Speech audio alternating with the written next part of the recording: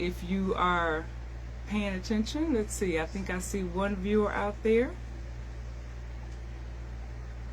Okay, good, good. Thank you, Myra. I'm glad you can hear me. Thanks, good. Thank you for that response. So I'm just going to start off and just introduce the business. This is Herbal Essence, and I am doing a face-to-face on the couch. The reason I named it that is because that's exactly what I'm doing. I'm sitting face-to-face on the couch having a conversation with you. I will be kind of looking, since this is my first show, work with me, but I will be looking at my notes just to make sure I stay on track.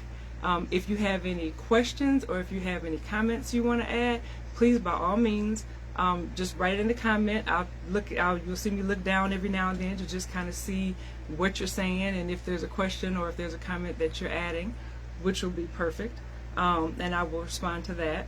Otherwise, I will talk. I talk a lot, so if you miss something or if you need me to repeat something, by all means, just let me know and I will repeat that. So again, Herbal Essence, my name is Yvette Muhammad. I am the owner of Herbal Essence. I'll tell you a little bit about the business, how I got started in the business, what really inspired me to do the business that I'm doing.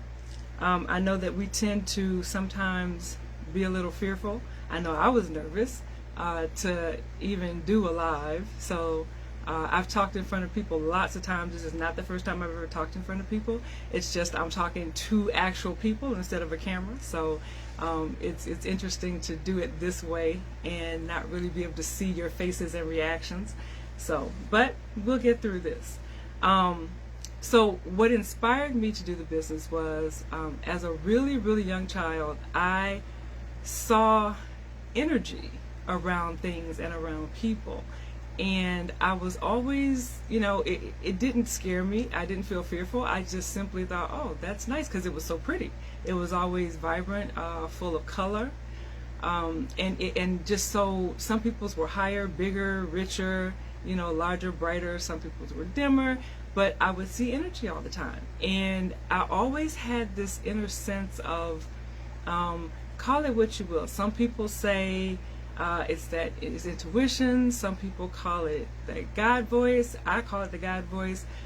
Sometimes I say intuition. You have people say, well, something told me. But whatever it is that, and however it comes through you, that voice was always there for me. And that's what got me through a lot of the crazy things that happened in my childhood, a lot of the crazy things that happened as I got older. And, I started to learn to really listen and pay attention to it because it was always guiding me. And so, as I got older, my mother, well, let me back up a little bit. So I grew up Baptist. And if any of you grew up Baptist, you kind of know what that means. Going to church every Sunday, you read the Bible and everything is by the Bible, right? So, as I got older in my teens, my mother introduced me to a different side of the spiritual, practice or spiritual beliefs. And she gave me books, and I was always an avid reader, always a very avid reader. So I would read the books that she gave me. Mary Summer Rain, I don't know, some of these books you guys may have never heard of, but these are ones that I read. Mary Summer Rain, she's a Native American who wrote books about her spiritual journeys and things that she experienced.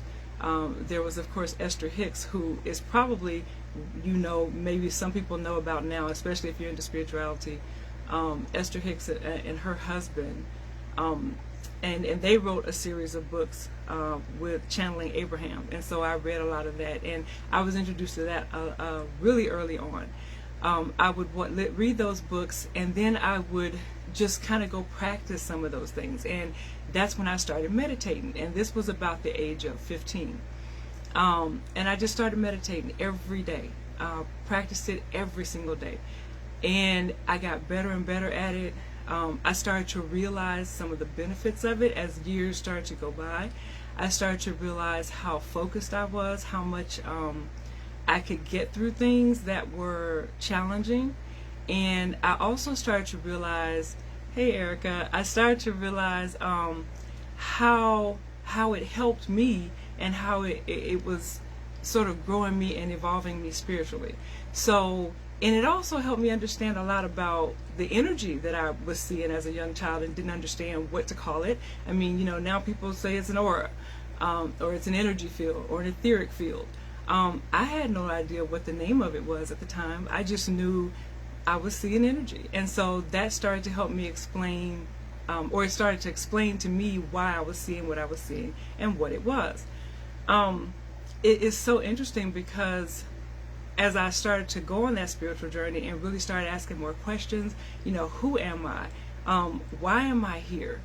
What is my purpose? Why would I be here? What am I supposed to do in my life, and what am I supposed to do in the world? And I think everybody has that question. Everybody asks that question. I think so many people now, especially, that things are shifting so much and changing so fast, and we're dealing with COVID, and we're dealing with so many things, so many losses. I think a lot of people are wondering that now, or have been for years, but are really asking that question now. And so meditation and going on that spiritual journey is what helped me understand that for myself. And as I got older, I started to understand that that's a part of taking care of yourself. So we talk about self-love, right? And everybody knows what self-love is, and everybody says, yeah, self-love is taking care of yourself, loving yourself. Yes, that's part of it, but there's so many facets and pieces to loving yourself. I mean, there's also, do you listen to yourself? Do you honor yourself? And when I say listen and honor, I'm talking about that inner voice that I listened to as a young child, and that you hear all the time when something says, do this, don't do that, go over here, call so-and-so, right? This doesn't feel right, or this feels really good. I mean, it's that inner guidance that we are all born with, we all have, that really helps us to navigate life. And if you listen to it more frequently, if you listen to it and honor it, and trust it, you will be amazed at the places it will take you. You'll be amazed at the heights that you can climb to, and the amount of peace that you have in your life, even when there's turmoil, even when things are not going the way you want them to go. You'll just be amazed at how it will help you ease through those things. Now, will everything be perfect and easy? No, but it will feel perfectly orchestrated in a sense. Even the challenges, they will start to feel less arduous. They won't feel as taxing. They won't feel as it won't bring you down as fast.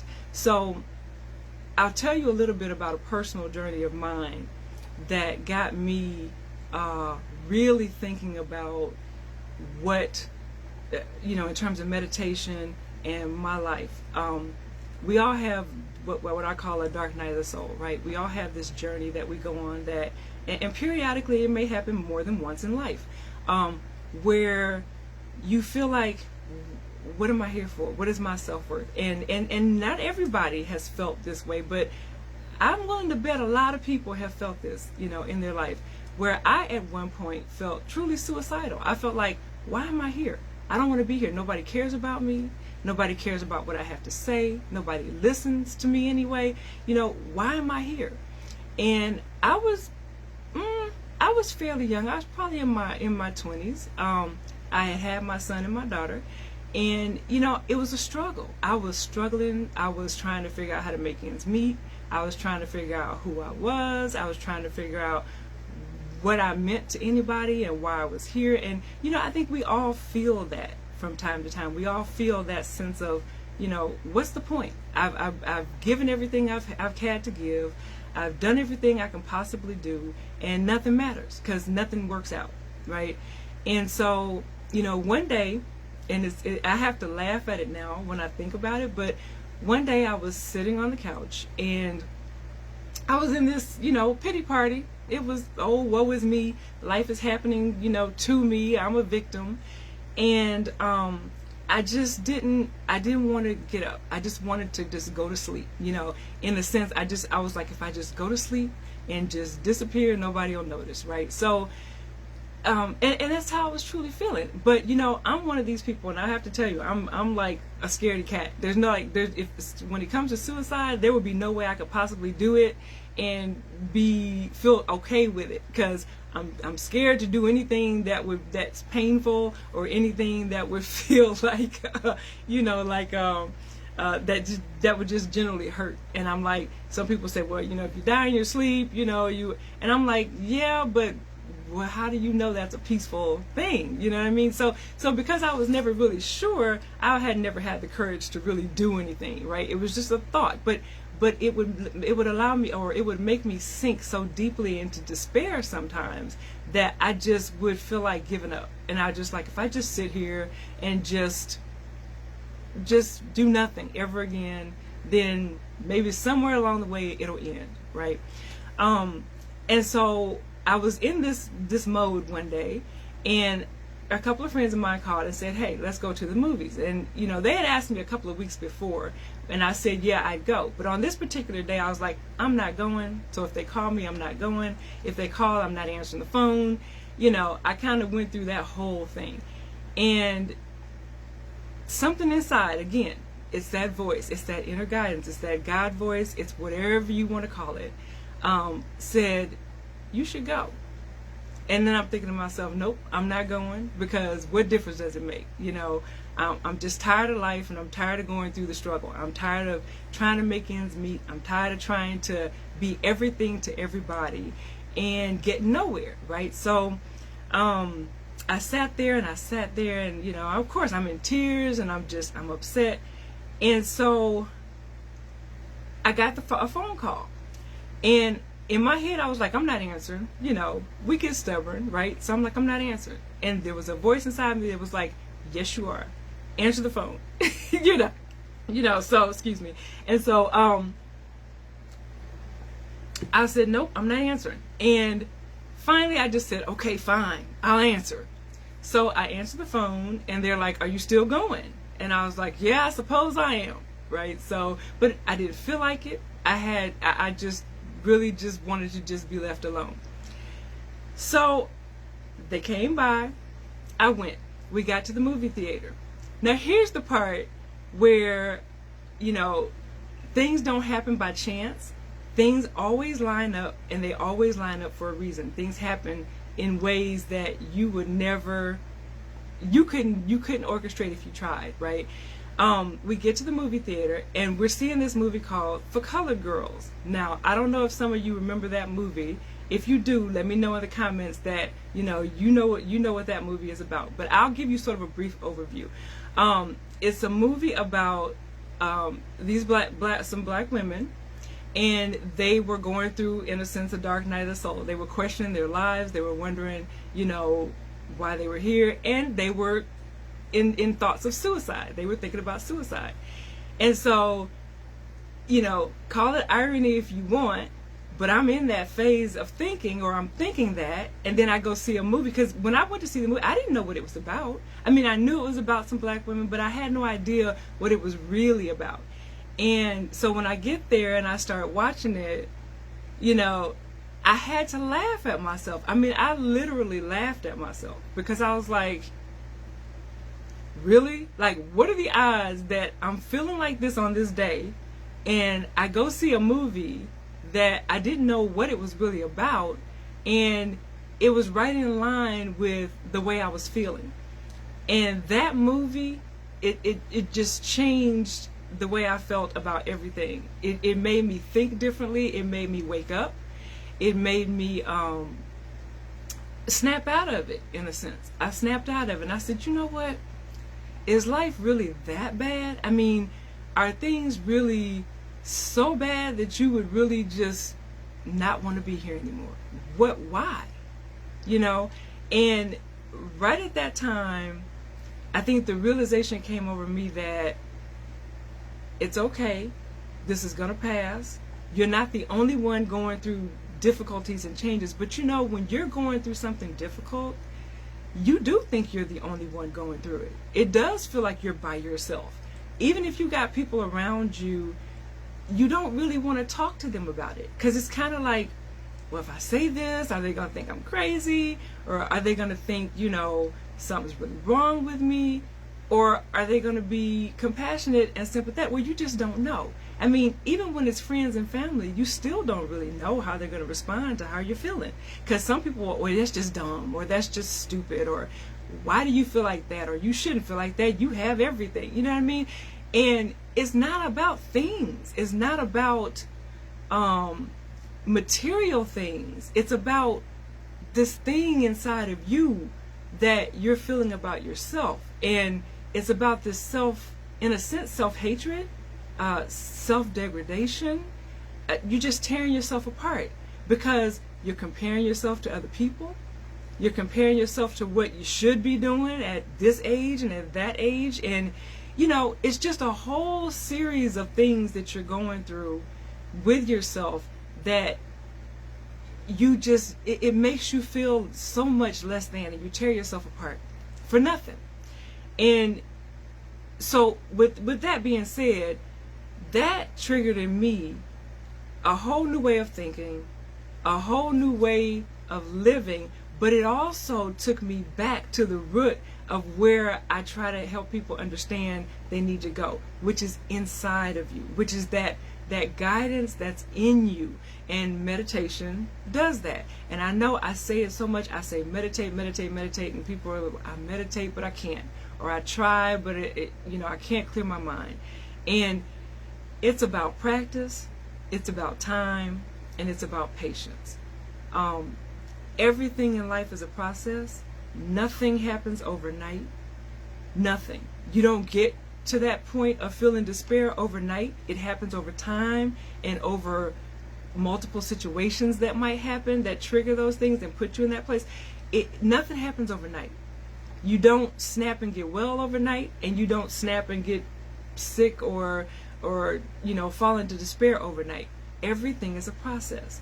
So I think what I came to understand was in that process, or in learning to navigate that process, I understood where I needed to go for my help. And yes, it's people, and you can get it from other people, but the true help, the true support is within you already. The true support, everything you need, you already have. You don't have to go outside of yourself to get it. What you do have to come to understand, though, is that everything outside of you is a reflection of you. It's an energetic reflection of you.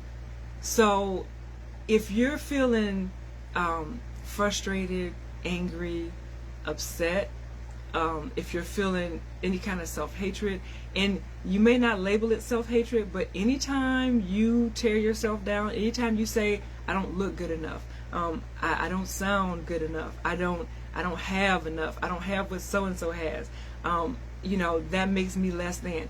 Anytime you think of yourself that way, that's self-hatred. That's tearing yourself apart, because you're comparing yourself to somebody else. You are unique. You are uniquely you, and you have a gift to offer the world just like everybody else does. So honor that within you.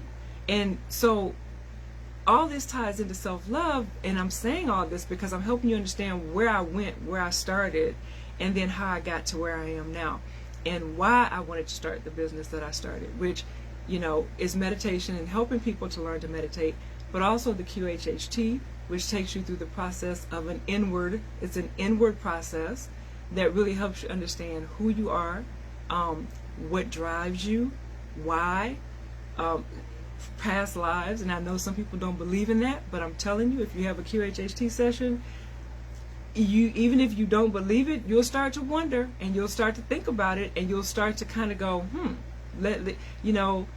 maybe there is something more than just this, right? And also the one-on-one sessions that I do, the face-to-face on the couch sessions is what I call them, because they're one-on-one private sessions that we have that I help you navigate and start to understand from a personal standpoint for you, using your own life and the things and challenges that you go through in your own life, helping you understand how to navigate those things, and helping you understand how what you're doing is creating the life and the world around you. And everybody says that, you create your own reality. Well, you tell me that, but I don't know how I do that, right? And it's done in so many ways. It's the way you think, it's the way you feel. A thought, you tie a feeling to it. So say it's something that makes you feel good, when you think that thought, you feel good. If you think about something and it feels horrible, then that particular thing makes you feel horrible, right? It's not actually the thing that's making you feel that way. It's the way you perceive whatever it is you're looking at, right? Even if it makes you feel good, even if it's a good feeling, it's still your perception of that particular thing.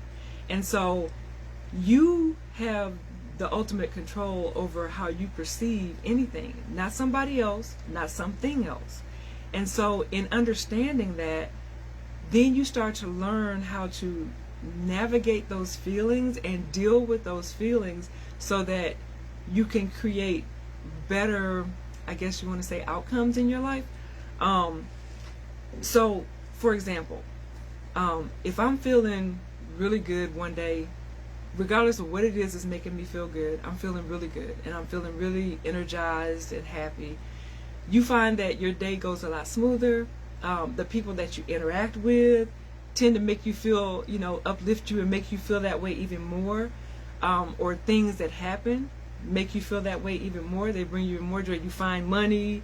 Somebody calls you and says, hey, I got a job for you, or, just something. Or somebody walks by on the street and says, oh, you look good. You know what I mean? You just get compliments and you start to feel good. It makes you feel good. And then it can go the other way. You get up in the morning, say you stub your toe, or you bump your your knee or something and it hurts, and then you start like getting frustrated or agitated because of that, and then you go to take a shower and the water gets cold, and you go to get in your car and you got a flat tire. It could be anything, and it just seems things just seem to wheelbarrow, just kind of roll that way. All of that has to do with energy, and it has to do with what you put out that comes back to you. And so that's how you're creating things, though. You're creating things through the way you feel. You're creating things through the way you perceive whatever you see and the way you feel about that. Because feelings are energy, thoughts are energy. Everything is energy based, which is why when you look at things, well, when I look at things, and you could too, but when I look at things, I see energy emanating from it. Trees, tables, people, it doesn't matter. Energy is everywhere. Everything is made of energy. So when you see those things, that lets you know that, that's our common denominator. We're all energy. We're all connected because we're all energy. We're all made of the same stuff, the same source. So when you feel a certain way, you put out energy. And when you put that energy out, that energy returns back to you. And that's what a lot of people call karma. And they think karma is a bad thing. Well, karma is simply energy that goes out and comes back. So it could be a positive thing, it could be a negative thing, however you choose to perceive it. It is what it is. But when you put that energy out there, that energy goes out and it meets with like energy. So I guess I can use the example of, say, I'm feeling joyful, and I'll say joyful because that's how I feel most of the time. And so you meet up, things that meet up with you are more things that make you feel joyful. And yes, you may have a day where you have, different things happen and you have a mix of energy happening. But, that's okay because you're a mix of energies anyway, right? So sometimes you feel good, sometimes you don't. Sometimes in the course of a day, you'll go through a range of emotions, right? And those things will come back and show you how you've been responding and how you've been feeling based on the interactions you have with the people that you meet or the situations that you come across.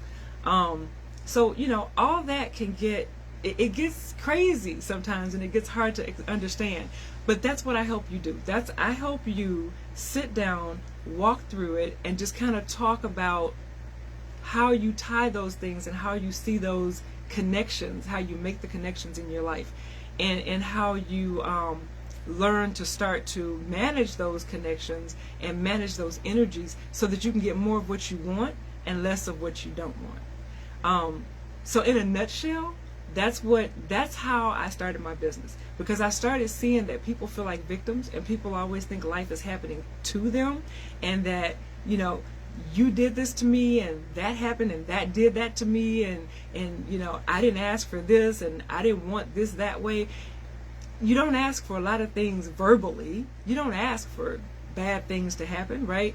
But you do through the way you feel and the way you interact with life. That's how you ask. Asking isn't always verbal. It's energetic. It's an energy that you put out. That's how you're asking. And so in my face-to-face on the couch sessions, I sit and talk with you and help you understand how you're doing that. We talk through everything that you may have questions about, or that you're going through, and I help you understand how that works. And then, with the meditation, I help you understand how to meditate. It's so easy. And there's so much out there that says, do it this way, do it that way. There's transcendental meditation. There's just all these different kinds of meditations. And I have been meditating since the age of 15. I am now 53. So I think I know how to meditate, well enough to get us and to get you where you need to be, and for it to be beneficial for you. And I can show you a super easy way to do it. And it's just practice. It's about practice and consistency. Everything in life is a process. Everything in life is about practice and consistency. And when you practice, you get better and better and better. And you become more aware, and you become more clear, and you really just learn how to navigate your life for yourself. That's the thing I'm big about, is empowering you, showing you how to do it. So, we always run to other people for them to tell us what our fortune is, what our life is supposed to be like, where we're supposed to be going next, what's going to happen to us next. You already know. You already know, and you have all that in you. You just need to know how to connect with it and use it and trust it, because it's there. You were born with it. We all were.